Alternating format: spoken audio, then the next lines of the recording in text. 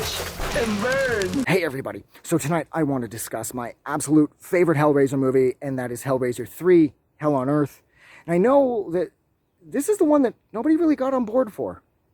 We all loved 1, we all loved 2, and then everybody loved the idea of 3. But it just didn't hold up for most people, and I don't really get why, because I love the fact that there's a handful of Cenobites on Earth, in reality. They're not in Leviathan. They're walking around like I'm standing here right now, and behind me, you know, the bartender Cenobite could be throwing up some sort of Molotov cocktail demon drink at me or some shit. I thought that was terrifying. I also loved when Pinhead goes into the church where the chick, the reporter, she's trying to hide, and then she's like, oh my God, they're demons, they're after me. And she's saying it to the priest, and he's like, oh, come on. You know, he's like, demons aren't real, they're just part of the Bible. And then, of course, she's like, well, what the fuck is that? And then Pinhead comes bursting through the doors, and the priest tries to hold up a cross to him like he's a fucking vampire, and that don't work. He just melts the thing, destroys the priest's hand, and he does a really rude impression of Jesus, and it made this movie amazing. He's insulting Jesus Christ, satanic as fuck. The gore is amazing. There's Cenobites walking around in this world, and yeah, Motorhead did the song. And in the video, Lemmy is playing cards with Pinhead, okay?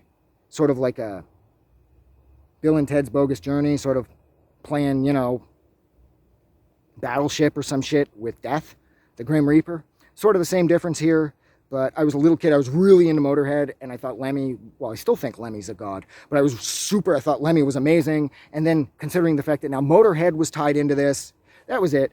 That just made this like the superior Hellraiser movie.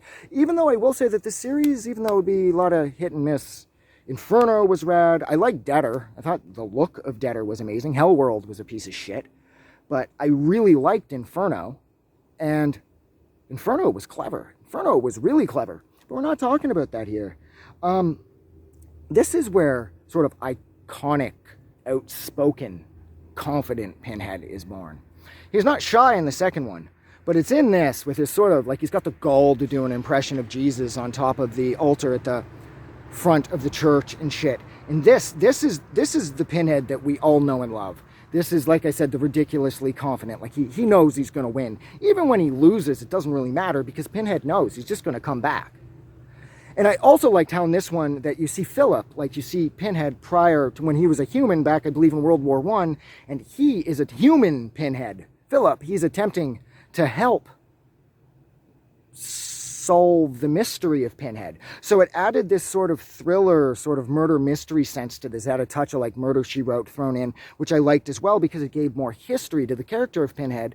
And we all were like desperate to find out more about him. And this movie did sort of quench that thirst. Perhaps not in its totality, of course, but considering it went from 0 to this, it's a pretty big increase, and that made this movie rad too. I loved what he did to everybody in J.P. Monroe's club. Like, he butchers everybody in there, and that's like one of the best scenes in a horror movie ever. And then when it ends, when you hear the chains after the doors shut, and you hear the chains whipping everybody, and then the blood keeps pouring out from under the doors. I'm like 13 or whatever when I saw this, and I'm like, oh my God, Motorhead, chains, like door gore, and you've got totally fucking confident, iconic Pinhead. And my friends didn't like this, and I didn't talk to them for a couple days because I was like, they were like, this is stupid. And I'm like, no, this isn't stupid. You're stupid. And I'm like, what makes this stupid? They're like, they didn't like the Cenobites were walking around on Earth. That just made no sense because technically in all the movies so far, the Cenobites had technically walked around on Earth, but they didn't like the idea of them being out in the street. I don't know, I just thought that was dumb. This was terrifying. Like, you're being hunted by a handful of them and nobody can help. They're fucking demons. This movie's awesome. I don't know why everyone's so rough on it. And that's where I'm leaving it.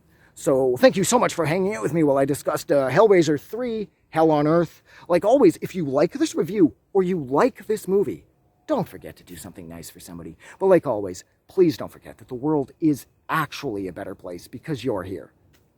I'm going to go. Have a good night.